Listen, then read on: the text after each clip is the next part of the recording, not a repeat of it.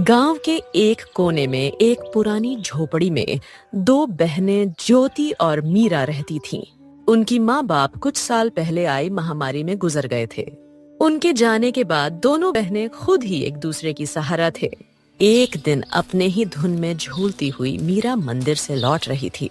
हाथ में पूजा की थाली थी, चेहरे पर वही पुरानी मासूम मुस्कान। अब आई है तू मीरा। सूरज सर पर चढ़ आया और तू फूल चूहिया बनकर घूम रही है मंदिर में। दीदी मैं जल्दी आने वाली थी, लेकिन गौरी काकी की बकरी झाड़ियों में फंस गई थी। निकालने में थोड़ी देर हो गई। तेरा क्या है, तू तो सबकी मदद करती घूमती रहे, चाहे घर में चूल्हा जले या ना जले। दीदी आप गुस्सा क्यों करती हो? माँ कहती थी जो दूसरों के काम आए वही इंसान कहलाता है। माँ अब नहीं है मीरा, और उनके कहे बातों की अब इस दुनिया में कोई मूल्य नहीं रही। अब कोई किसी के लिए कुछ नहीं करता। मीरा चुप हो गई। उसके चेहरे पर हल्की उदासी थी। वो झोपड़ी के कोने में रखे उस लकड़ी के संदूक तक गई जिसमें माँ की यादें अब भी सांस लेती थीं। संदूक से निकाला हुआ एक साड़ी मीरा छू के अपनी दीदी से बोली, दीदी जब ये साड़ी माँ पहनती थी ना, तब हमें देखकर मुस्कुराती थी और कहती थी तुम दोनों एक दूसरे का सहारा बनना। मीरा की बात सुनते ही ज्योति का चेहरा नम हो गया और उसकी आंखें पल भर को भीग गई। लेकिन ज्योति अपनी भावनाओं को छुपाते हुए मीरा से बोली, मैं तुझसे सख्त हूँ मीरा, क्योंकि मैं डरती हूँ। अगर तुझे भी एक दिन कुछ हो गया तो मैं अकेले कैसे जीऊंगी? इस दुनिया ने मुझसे सब छीन लिया है। मैं नहीं चाहती तू भी मेरी तरह कमजोर पड़ जाए, इसलिए तुझे मजबूत बना रही हूँ। दीदी आप कमजोर नहीं हो, आप ही तो मेरी ताकत हो। अगर आप मेरा हाथ थामे रखो तो दुनिया की आंधी भी मुझे हिला नहीं सकती। मीरा की बात सुन के ज्योति के चेहरे पर उसके माता पिता के जाने के बाद पहली बार हल्की सी मुस्कान आई। उसी समय गांव की पगडंडी पर तीन परछाइयां उनके झोपड़ी की तरफ बढ़ रही थीं। धर्मपाल, बिमला और उनका बेटा कमल। वह थे बहनों के सगा चाचा चाची। अरे ज्योति, कैसी है मेरी बच्ची? तू ठीक तो है ना? बहुत मुश्किल से जिंदगी बीता रहेगे ना भैया भाभी के जाने के बाद। हम ठीक हैं चाचा जी, अब जो है उसी में खुश हैं।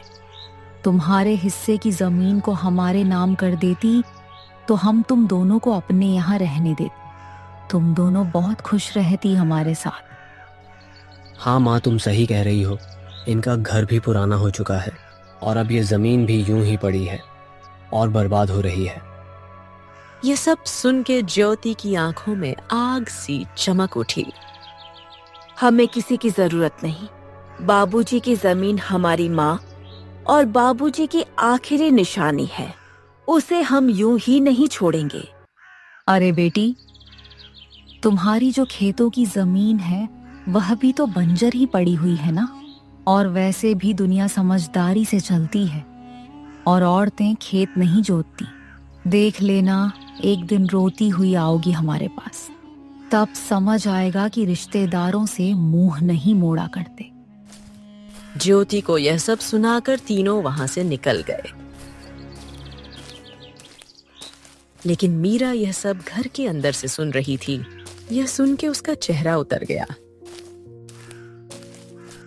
दीदी क्या सच में हम अकेले पड़ जाएंगे? वो लोग हमारी जमीन लेना चाहते हैं ना? हाँ मीरा, पर जब तक मैं जिंदा हूँ कोई हमारी जमीन छू भी नहीं सकता। तुझे कुछ नहीं होने दूंगी।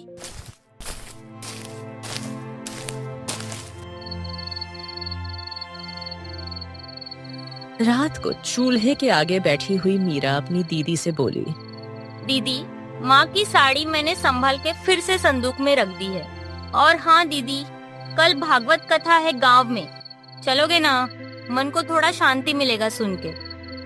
लोग बातें बनाते हैं मीरा, ताने मारते हैं और सोचते हैं कि हम प्रसाद के लालच में जाते हैं। पर हम तो अच्छे हैं ना। हमने कभी किसी की मदद नहीं लिया है। हमें डर कर नहीं, डट कर जीना चाहिए दीदी। नहीं, हम नहीं जाएंगे। भगवान सब में है। तुम यहीं से भगवान को पूजना और मंदिर भी जाना, लेकिन वहां जाने की जरूरत नहीं। यही सब बात करके दोनों बहनें जैसे तैसे रात का खाना खा के सोने जाते हैं। अगली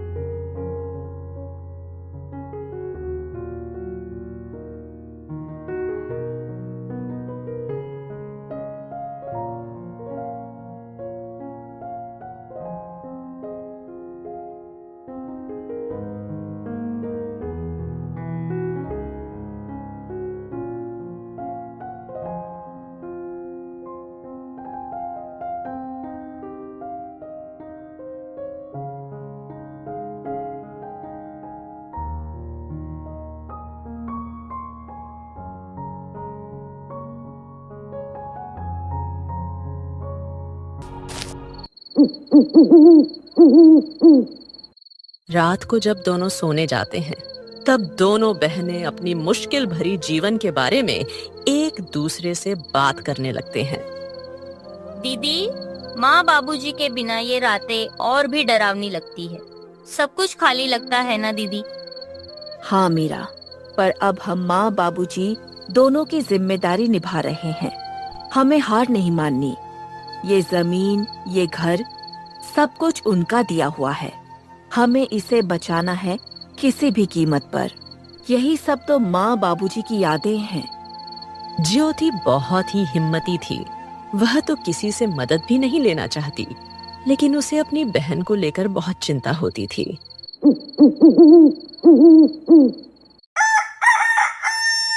अगले दिन जब दोनों बहनें खेत पर पहुंची, तो देखा कि इस जमीन के बीच एक खूंटी गड्ढी हुई थी। दीदी, ये जमीन के बीचों बीच खूंटी कौन गाड़ गया? यह तो कल यहाँ नहीं थी और ना ही हमने इसे गाड़ी है। जरूर इसे कोई यहाँ गाड़ गया है। यह जरूर हमारे चाचा चाची का काम होगा, लेकिन यह काम बिना किसी सरकारी आदमी के नहीं होता। इसका मतलब हमारे खेत को यह लोग बांटने की साजिश चला रहे हैं।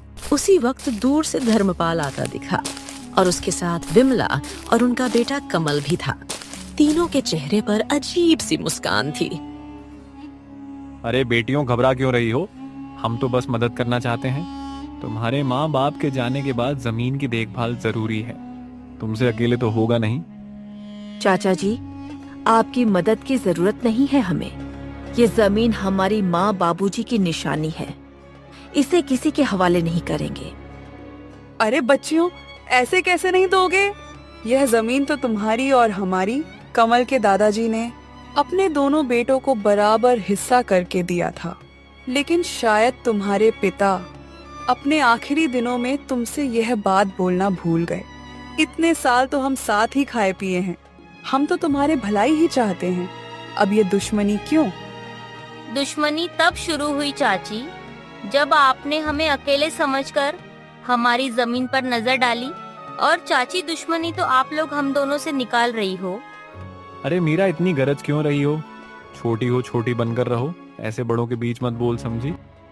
अरे जाओ कैसे बड़े लोग। जिनकी सोच छोटी होती है वे उम्र में बड़े होकर भी सम्मान के हकदार नहीं होते। मीरा, तू कुछ मत बोल। और हाँ, अब अगर आप लोग हमारे खेत के पास भी आए तो अच्छा नहीं होगा। हम कमजोर दिखते हैं पर डरते नहीं। धर्मपाल ने सबको चुप कराकर कहा, ठीक है बेटियों, हम कुछ नहीं कहेंगे, लेकिन कानून अपना काम करेगा। जब जमीन के सरकारी कागजात आएंगे तो देख लेना। जब तुम्हारे नाम नहीं निकलेंगे तो खुद समझ जाओगे कि जमीन किसकी है। तीनों वहां से चले गए। ज्योति और मीरा कुछ देर तक खामोश खड़ी रही। दीदी क्या वो सच में कागज बदलवा सकते हैं? कुछ भी कर सकते हैं मीरा। लालच में आदमी अंधा हो जाता है। हमें किसी पर भरोसे नहीं करना चाहिए। अब हमें बहुत संभाल के रहना पड़ेगा। उसी दोपहर दोनों बहनें सरपंच के पास पहुंची। चौपाल में गांव वाले बैठे थे और वहां पहले से ही धर्मपाल बैठा हुआ था। सरपंच जी, हम आपके पास न्याय मांगने आए हैं। हमारे चाचा चाची जमीन हड़पना चाहते हैं और शायद पटवारी से मिलकर फर्जी कागज बनवा रहे हैं। हम अनाथ हैं। इसका मतलब ये नहीं कि हम बेबस हैं। हमें अपनी माँ बाबूजी की जमीन किसी हाल में नहीं देनी। कृपया आप हमारी मदद करें। धर्मपाल जी, अगर ये सच है तो ये गांव की मर्यादा के खिलाफ है। परिवार के नाम पर ठगी करना यहाँ नहीं चलेगा। सरपंच जी, ये लड़कियां हमें बदनाम कर रही हैं। हम तो बस जमीन की चिंता कर रहे हैं। इन दोनों बच्चियों को क्या पता ये जमीन के बारे में। ये जमीन के बाद तो इनके पिता और मैं ही जानते थे। मेरा भाई तो अब इस दुनिया में नहीं रहा, इसीलिए अब मुझे ही तो सब कुछ देखना पड़ेगा। बहनों की आंखों में पहली बार उम्मीद की चमक थी। रात को झोपड़ी में दोनों बहनें आपस में बात करती हैं।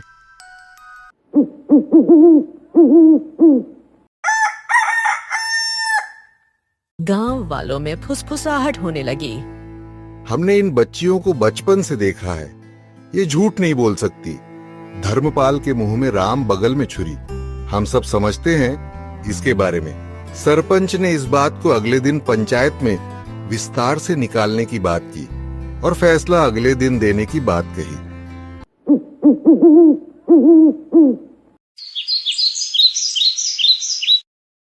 दीदी क्या कल हमारा साथ देंगे गांव वाले?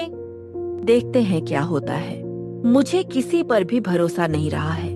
आखिर माँ बाबूजी के जाने के बाद मदद ही कहाँ की किसी ने हमारी। हमें बस भगवान पर भरोसा रखनी होगी। माँ बाबूजी तो नहीं है, पर उनका आशीर्वाद जरूर है हमारे साथ। आप देखना दीदी, हमारे साथ कुछ बुरा नहीं होगा। रात गहरी हो चली थी। दूर कहीं उल्लू की आवाज गूंजी और हवा में कुछ सिसकियां थीं, और उन सिसकियों में मीरा की भी सिसकियां शामिल थीं। दोनों बहनों को चिंता की वजह से नींद भी नहीं आ रही थी। दीदी विश्वास ही नहीं होता है ना कि हम अब अकेले हैं। कभी कभी तो ऐसा लगता है कि बाबूजी अचानक आएंगे और मुझे गले लगा लेंगे। हाँ मीरा, मुझे भी उनकी कमी खटकती है, लेकिन तू चिंता मत कर। मैं हूं ना। जब तक मैं जिंदा हूँ तुझे किसी चीज की कमी नहीं होने दूंगी। लेकिन दीदी जब माँ बाबूजी गए तब सबने कहा था हम हैं तुम्हारे साथ। फिर धीरे धीरे सब दूर होते गए। चाचा चाची तो जैसे बस हमारे हिस्से की जमीन के लिए ही हमारे करीब थे। ज्योति की आंखों में आंसू थे, लेकिन उसने उन्हें छुपाया। उसे अपनी बहन के सामने कमजोर नहीं पड़ना था। दुनिया बहुत चालाक है मीरा। रिश्ते अब खून से नहीं, धन दौलत से बनते हैं।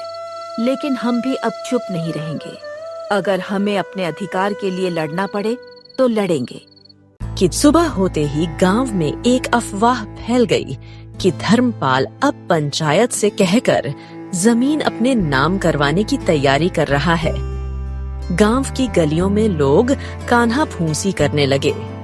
अरे सुन सुगो, धर्मपाल ने तो कमाल कर दिया।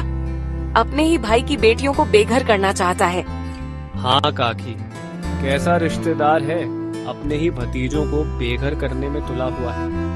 इन बातों की भनक ज्योति को लगी तो वो मीरा को लेकर सीधा सरपंच के वहां पहुंची। सरपंच जी, हमें आपसे इंसाफ चाहिए था। मेरे माँ बाबूजी की जमीन पर मेरे चाचा जबरदस्ती का दावा कर रहे हैं और आप लोग उनका साथ दे रहे हैं। मुझे आपसे यह उम्मीद नहीं थी। हम कोई अबला नहीं है। हम ऐसे चुप नहीं रहेंगे। सरपंच जी, ऐसे कैसे कोई भी आकर हमारी जमीन हड़प लेगा। थोड़े समय बाद धर्मपाल, विमला और कमल भी वहां पहुंच गए और वहां पर नाटक करने लगे। सरपंच जी, हम तो बस इनकी भलाई चाहते हैं। भाई की मौत के बाद हमने ही इन्हें पाला है। आप तो ये अच्छे से जानते हैं। और अब जब लड़कियां बड़ी हो गई तो हमें बदनाम कर रही हैं। जरा सोचिए, क्या यही इंसानियत है? ज्योति बेटी, तुम्हारे चाचा तो ठीक कह रहे हैं। तुम लोग तो एक ही परिवार के हो। परिवार के बीच ये झगड़ा क्यों? वैसे भी सरकारी कागजात के हिसाब से तुम्हारी जमीन में इनका भी हक है। ऐसे कैसे सरपंच जी? ये लोग हमारी मजबूरी को देखकर हमारा फायदा उठाने आए हैं। ये कोई परिवार नहीं है। यह बस जमीन के लालच में परिवार होने का दिखावा कर रहे हैं। यह सब बात चल ही रही थी कि तभी पटवारी भी वहाँ आ जाता है। हरिश्चंद्र की जमीन कानूनी तौर पर सिर्फ उनकी नहीं है, इसमें उनका भाई धर्मपाल का भी हिस्सा है। ऐसे कैसे? तुम लोग तो बस कागजात के बारे में बोल रहे हो, लेकिन क्या सबूत है कि हमारी जमीन का चाचा जी भी हिस्सेदार है? हाँ ज्योति बिटिया, बात तो सही कह रही है। तुम लोग कुछ पुख्ता सबूत भी पेश करो, तब जाके मैं पंचायत बुलाकर सही फैसला ले पाऊंगा। सरपंच के मुंह से यह सुनने के बाद धर्मपाल, बिमला और कमल थोड़ा हताश जैसे नजर आए और वे लोग वहां से निकल गए। अरे पटवारी, तुम किसका इंतजार कर रहे हो? तुमको नहीं जाना उनके पीछे? कितने पैसे खिलाए थे मेरे चाचा ने। ज्योति के ताना सुन के पटवारी शर्म से वहां से निकल जाता है। बिटिया, मुझे गलत मत समझना। मेरे आंखों के सामने जो आया मैंने उसे ही सच मान लिया। इस बार मैं अच्छे से जांच पड़ताल करके एक नतीजे में पहुंचूंगा। आगे से मैं धर्मपाल के बातों में नहीं आऊंगा, और वे लोग तुम दोनों के मजबूरी का फायदा उठाना चाहते हैं तो मैं तुम लोगों को न्याय और उन लोगों को कड़ी सजा दूंगा। सरपंच के मुंह से यह सुन के दोनों ने थोड़े राहत की सांस ली और थोड़ा शक, थोड़े खुशी के साथ घर लौटे। रात होते ही दोनों बहनें फिर से चारपाई में बैठ के बात करने लगते हैं। दीदी, आपको क्या लगता है कि हमारी जमीन हमारे पास रहेगी या फिर हमारे कपटी चाचा चाची को मिलेगी? हाँ मीरा, मैं भी वही सोच रही हूँ। उन लोगों का कोई भरोसा नहीं। वे लोग इतने लालची हैं कि हमारे साथ कुछ भी कर सकते हैं। माँ बाबूजी के जाने के बाद उन लोगों ने अपना असली रंग दिखना शुरू कर दिया है। यही सब चिंता में दोनों बहनों ने मुश्किल से अपनी रात काटी। गांव की हवाओं में हल्की सरसराहट थी। आसमान में बादल थे, पर बारिश का कोई नाम ओ निशान नहीं। लेकिन ज्योति और मीरा के मन में बहुत कुछ उमड़ रहा था, जैसे भीतर कोई तूफान उठ रहा हो। घर का आंगन सूना था और बहनों के चेहरों पर चिंता की लकीरें साफ झलक रही थीं। दीदी, आज खेत चले क्या? वो जो पिछली बार की सब्जियां बची थी, कहीं किसी जानवर ने नुकसान तो नहीं कर दिया होगा? कभी कभी किसी की गाय बकरी आ जाती है और पूरा नुकसान कर देती है। हाँ मीरा, चलो, खेत को देखने से मन भी हल्का हो जाता है। और बाकी बची हुई सब्जियां बेचने के लायक हो गई कि नहीं, साथ में देख लेंगे। लेकिन मुझे एक बात को लेके चिंता है। गाय बकरी का तो पता नहीं, बस कोई इंसान हमारे खेत को नुकसान न पहुंचाए। वैसे भी हमारे अपने ही हमारे जमीन पर बुरी नजर डाले हुए हैं। दोनों बहनें खेत की ओर चल पड़ी। रास्ते में पेड़ों की छाव थी और चिड़िया की सहल पहल। जैसे ही दोनों खेत के पास पहुंची, मीरा ने दूर से किसी की परछाई देखी। दीदी, वह देखो, वह कमल ही है ना? कमल उनके सामने खड़ा हो गया, आंखों में गुस्सा, चेहरे पर घमंड। वो वहीं दोनों बहनों का रास्ता रोककर उनसे बात करने लगा। बहुत घमंड आ गया है तुम दोनों में। पहले जब हम साथ में रहते थे तब तुम दोनों बहुत मासूम बनने का नाटक कर रहे थे, और तो और जुबान भी नहीं खोलते थे। लेकिन अब जैसे गांव की मालकिन बन गई हो तुम लोग। कमल भैया, हमने किसी से कुछ छीना नहीं है, बस जो हमारा हक था वही लिया है। हम आज भी किसी से बैर नहीं रखते और ना ही पहले किसी से मेहरबानी ली थे। तुम लोगों को लगता है कि इतनी आसानी से सब कुछ ले लोगी। ये सब मेरे बाबा की जमीन है। पहले तो प्यार से हमारे साथ रहने को बोल रहे थे तुम लोगों से, लेकिन अब देखना एक एक चीज छीन लूंगा तुमसे। तुम दोनों को ऐसा सबक सिखाऊंगा कि जिंदगी भर याद रहेगा। मीरा कमल की धमकी से थोड़ा डर गई और डरते हुए ज्योति से बोली, दीदी इसने फिर धमकी दी है। आप कुछ बोलो ना, ऐसे कैसे? यह हमसे सब कुछ छीन लेगा। बहुत हो गया मीरा, कोई जरूरत नहीं इसके साथ झगड़ा करने की। मैं भी देखती हूँ कौन हमसे क्या छीन लेता है। और हाँ कमल, तुम यहाँ से चले जाओ, नहीं तो हम पंचायत में जाकर बोल देंगे कि तुम हमें अकेले देख धमकी दे रहे हो। हाँ जा रहा हूँ, लेकिन हाँ ज्योति, तुम बहुत ज्यादा ऊपर उड़ रही हो। संभाल के रहना, कब नीचे गिरेगी पता ही नहीं लगेगा। ऐसे ही कमल दोनों को धमकी देकर वहां से चला जाता है। कमल की धमकी भरी बातें सुन के दोनों थोड़े मायूस हो जाती हैं। ज्योति जो अपने बहन के सामने हिम्मत से खड़ी हुई थी, उसके मन में भी डर था। वो मन ही मन कमल की बातों को लेकर बहुत चिंतित थी। कुछ समय के बाद दोनों बहनें घर लौटकर दोनों बहनें चिंता में डूबे हुए थे। रोज की धमकी और षड्यंत्र ने दोनों के जीवन में बहुत सारे चिंता और दुख ला दिया था। दीदी, ये लोग हमारे पीछे क्यों पड़े हुए हैं? हमने किसी का क्या बिगाड़ा है? हमारे चाचा के पास तो सब कुछ है। वो लोग हमसे अच्छी जिंदगी जी रहे हैं, फिर भी वे लोग हमारा जमीन हड़पना चाहते हैं। इंसान की लालच कभी खत्म नहीं होती मीरा। भले ही इंसान के पास सब कुछ हो, फिर भी इंसान और चाह के लालच में या तो दूसरे का नुकसान करते हैं या फिर अपनों का ही नुकसान करते हैं। हम तो इनके खिलाफ कोई बड़ी कदम भी नहीं रख सकते। उनके कर्मों का फल उन्हें भगवान जरूर देंगे।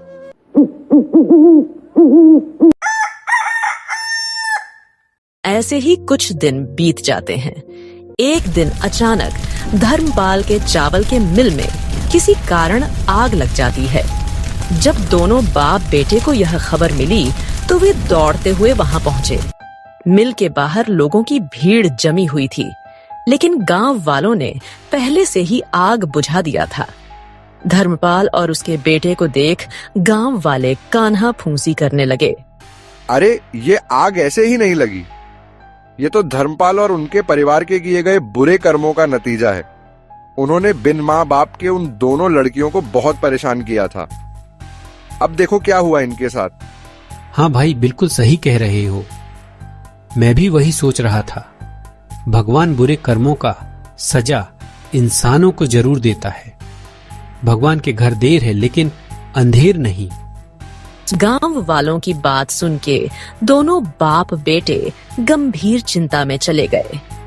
ज्योति और मीरा के प्रति उनका जो व्यवहार था वो सोच के धर्मपाल को बुरा लगने लगा। तभी दूसरे गांव का एक जमींदार आया जिसके साथ धर्मपाल यह चावल के मिल का व्यापार करता था। अरे ओ धर्मपाल, मिल में तो आग लग गई, मेरे पैसे तो सारे डूब गए। तेरे भरोसे मैंने तेरे जमीन में मिल खुलवाकर व्यापार किया था, अब तो मेरे नुकसान का भरपाई तुझे ही करनी होगी। सेठ जी, पता नहीं ये हादसा कैसे और क्यों हुआ, लेकिन आप निश्चिंत रहें, मैं कुछ ना कुछ करूंगा। आप मुझे थोड़े मोहल्लत दे दो बस। अरे कैसी मोहलत, तेरे साथ व्यापार किया वही तेरे लिए बहुत मदद हो गई।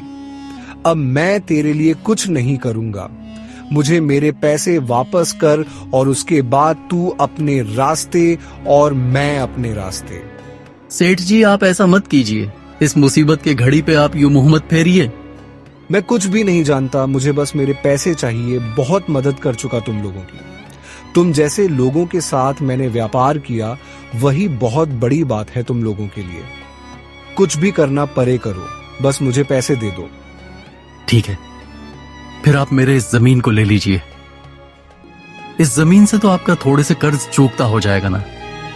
अगर हो जाए तो मैं आपको कल जमीन के कागजात भेज दूंगा और बाकी के पैसे मैं नहीं दूंगा, क्योंकि आप भी मेरे इस चावल के मिल का हिस्सेदार थे और आपने इससे मुझसे ज्यादा मुनाफा कमाया है। अब इसका पूरा नुकसान मैं अकेला क्यों झेलूं? ऐसा है क्या? ठीक है, तू मुझसे दुश्मनी मोल ले रहा है, देख लूंगा तुझे। फिलहाल तू मुझे अपनी इस जमीन के कागजात भेज दे, बाकी के पैसे तो मैं तुझसे बाद में वसूलूंगा। जमींदार से यह सुनने के बाद दोनों बाप बेटे हताशा और गुस्से में वहां से घर निकल जाते हैं। घर जाकर धर्मपाल अपनी पत्नी से आज के दुखद हादसे के बारे में दुखी मन से बताता है। अरे भाग्यवान, हमारे साथ ये क्या हो गया? हम तो पल भर में बर्बाद हो गए। पूरा कारोबार, जमीन, सब कुछ छीन गया। अब तो बस ये घर ही बचा हुआ है। मुझे पता है ये सब भगवान हमारे बुरे कर्मों का फल दिया है हमको। ये जी, आप ऐसे मायूस मत हो, कुछ रास्ता होगा। हम ऐसे कैसे बर्बाद हो गए? और हाँ, आप तो वो दूसरे गांव के जमींदार के साथ व्यापार करते थे ना, उनसे मदद मांगिए ना, वो तो कुछ मदद कर देगा। अरे कैसी मदद माँ, वो आदमी मदद करेगा? अरे मदद छोड़ो, उसने हमारे चावल के मिल के जमीन को भी हड़प लिया। अरे ये क्या कह रहा है तू? अगर किसी से मदद नहीं मिला तो हम क्या करेंगे इस मुसीबत के घड़ी में? छोड़ो भाग्यवान, जो हुआ है वह सब अपने ही बुरे कर्मों का नतीजा है। तुम खुद ही सोचो, हमने मेरी दोनों भतीजियों को कितना दुख दिया है, उसी का पाप लगा है हमें। हाँ माँ, बाबूजी बिल्कुल सही कह रहे हैं। हमने पाप किया है, हमें अब इसी दुनिया में पापों का फल भुगतना पड़ेगा। पता नहीं बिना पैसों के अब यह घर कैसे चलेगा। हाँ कमल बेटा, तू सही बोल रहा है।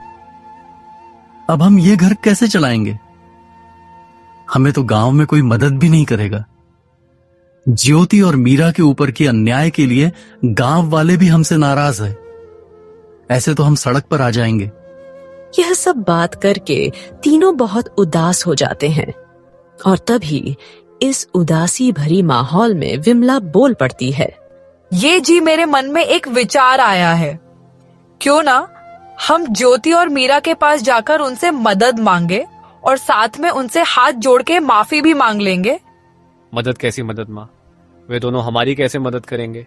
उनके पास तो मदद करने के लिए कुछ भी नहीं है और ना ही वे मदद करेंगे। आखिर इतना दुख जो दिया उनको हमने। अरे क्या बोल रही हो तुम? पागल हो गई हो क्या? कितना परेशान किया है उनको। अब किस मुंह से जाऊंगा उनके पास मदद मांगने? और वे तो खुद ही कितनी मुश्किल से जी रहे हैं, हमारी क्या मदद करेंगे वे? अरे आप लोग थोड़े शांत हो जाइए। हम उनसे पहले दिल से हाथ जोड़कर माफी मांगेंगे और उसके बाद हम उनके जमीन पर खेती करने की इजाजत मांगेंगे और खेती का जो भी मुनाफा होगा उनको भी आधा देंगे और हमारा भी जैसे तैसे गुजारा हो जाएगा। और हाँ, मैं इस बार लालच में नहीं बोल रही हूँ, मैं बुरी परिस्थितियों के चलते बोल रही हूँ। तुम बात तो ठीक ही कर रही हो। हमें तो कोई मदद करेगा नहीं और हमें तो ज्यादा कुछ काम भी नहीं आता।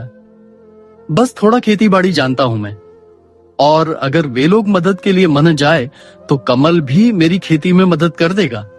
हाँ बाबूजी, मैं करूंगा मदद। चलिए बात करने जाते हैं उनसे, और अगर वे मदद नहीं भी करें तो कम से कम माफी की उम्मीद तो रख ही सकते। यह बोल के तीनों ज्योति और मीरा के घर पहुंचे।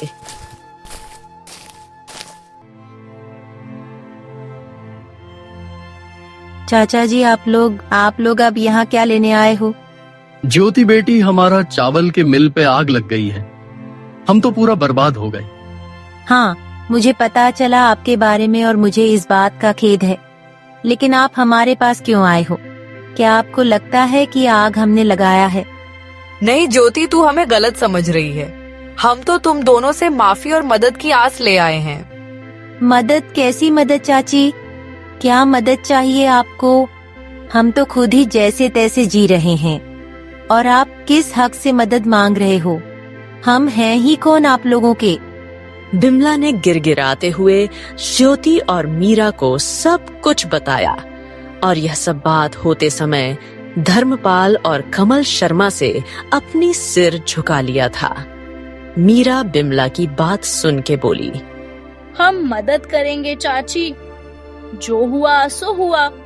आखिर आप लोग हमारी चाचा चाची हैं, हम आपके साथ हैं। क्या बोल रही तू मीरा? पागल हो गई है क्या? भूल गई कितना दुख दिया है इन लोगों ने हमें, और हमारे बुरे समय में यह लोग कहाँ थे? अब क्यों मदद करेंगे हम इनकी? ऐसे मत बोलो दीदी, आज माँ बाबूजी होते तो वे भी इन मुसीबत में इनकी मदद करते। और माँ बाबूजी कहा करते थे कि माफी बहुत बड़ी जीत है और माफ करने वाला ही असली विजेता है।